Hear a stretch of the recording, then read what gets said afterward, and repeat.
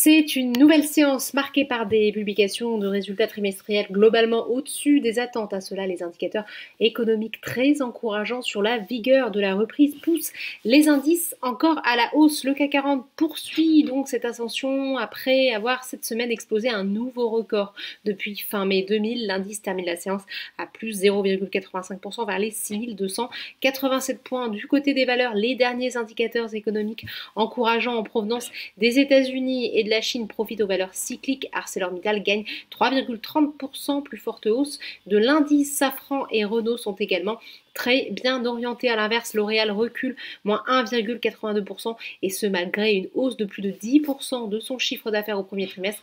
Certains analystes ont en effet exprimé leur déception face à des ventes de la division des produits grand public. Worldline est également en repli, moins 1,73%, tout comme Essilor-Luxottica qui lâche 0,54%. Sur le SBF 120, Virbac décolle. Le laboratoire vétérinaire a en effet relevé ses perspectives annuelles alors que le secteur de la santé animale a démontré une très bonne résilience en 2020 et un très bon dynamisme sur le premier trimestre 2021. Fin de citation.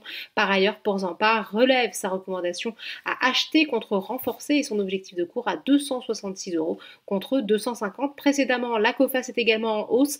L'assureur crédit a indiqué qu'il devrait dégager plutôt un bénéfice net supérieur à 50 millions d'euros au premier trimestre, à la faveur notamment d'un faible nombre de faillites. Les investisseurs saluent également les résultats de Fnac Darty. Le groupe a publié une croissance de 22% de son chiffre d'affaires sur les 3 premiers mois de l'année, tirée par la progression de 45% de ses ventes en ligne. A contrario, DBV Technologies est dans le rouge, tout comme CGG qui enchaîne une deuxième séance en territoire négatif. Enfin, on termine comme chaque soir par les marchés américains où l'optimisme sur la solidité de la reprise permet également à la bourse de New York de s'offrir de nouveaux records. Voilà, c'est tout pour ce soir. N'oubliez pas, toute l'actualité économique et financière est sur Boursorama.